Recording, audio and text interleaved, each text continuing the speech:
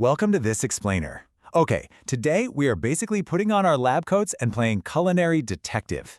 We're going to investigate the exact science behind what is, frankly, one of the most common and absolutely heartbreaking home baking failures out there. I mean, you know the feeling, right? You pull this gorgeous golden brown loaf out of the oven, your whole house smells amazing, and you think you've nailed it. But then you slice into it, and total disappointment. It's dense, it's wet, it's just kind of gummy on the inside. It is a super relatable crime scene in kitchens all over the world.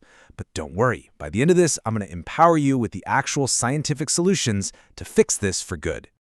Part 1, the gummy bread problem, diagnosing the symptoms. So, let's dive right in and look at the actual symptoms of a failed loaf.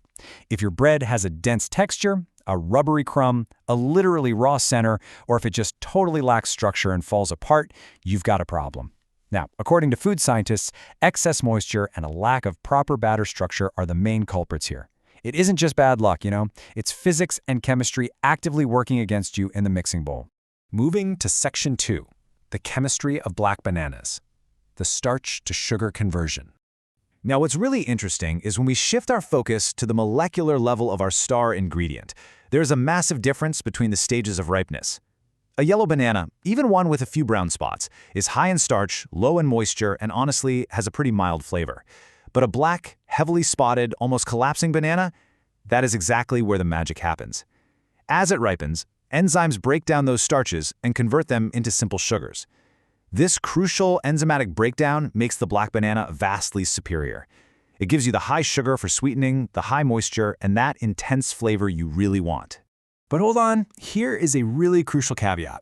A lot of recipes will call for 3, sometimes even 4 bananas. But sometimes scaling that back to just 2 can literally save your loaf from disaster. Remember how we just said black bananas have super high moisture? Well, too much of a good thing is, a bad thing.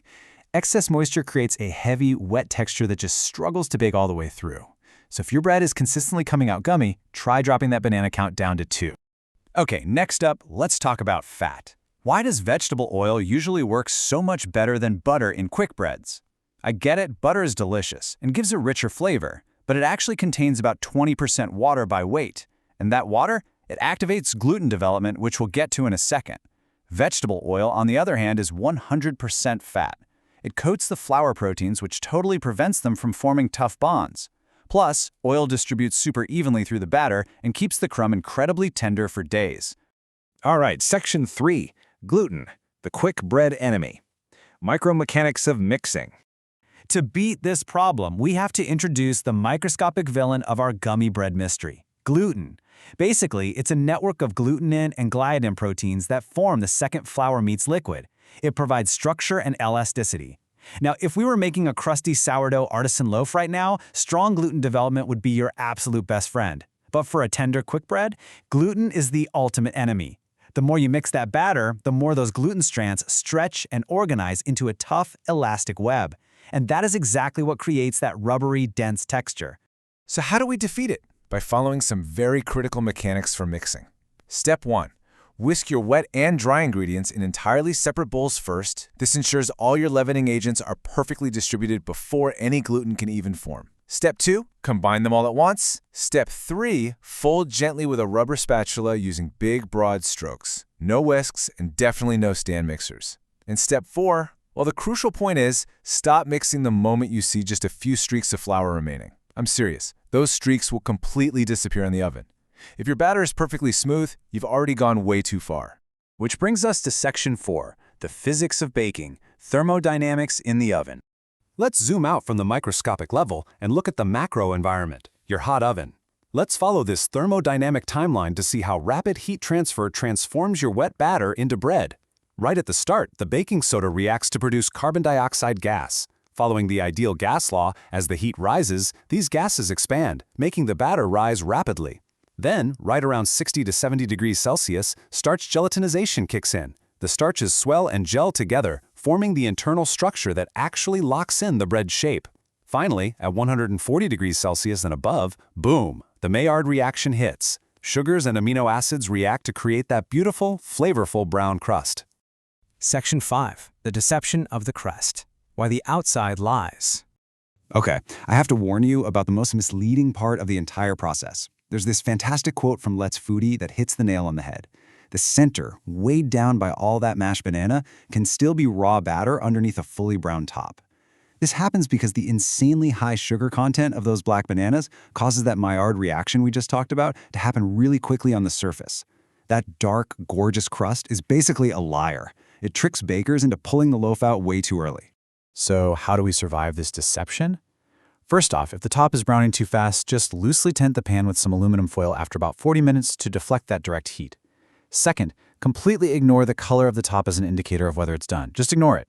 Third, start actually checking it at 55 minutes regardless of what the recipe's clock says, because home ovens are wildly unpredictable.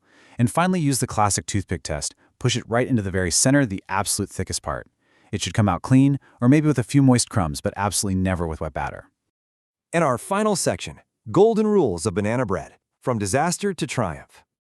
All right, you finally pulled it out of the oven. But wait, the science experiment is not over yet. You absolutely must rest the bread for 10 minutes in the hot pan. Then, carefully transfer it to a wire rack and wait at least 10 more minutes before you even look at a bread knife. Why? Because as that loaf cools down, the internal starch structure is actually still setting.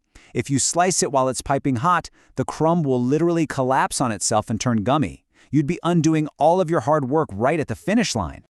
Let's bring all this scientific evidence together into a bulletproof formula for success. 1. Use black, heavily spotted bananas for maximum sugar conversion and flavor. 2. Choose vegetable oil over butter to coat that flour and keep things tender. 3. Mix minimally. Stop when you still see a few streaks of flour. 4. Rely on the toothpick test. Never trust the color of the crust. And 5. Let it cool down to set that internal structure completely before you slice into it.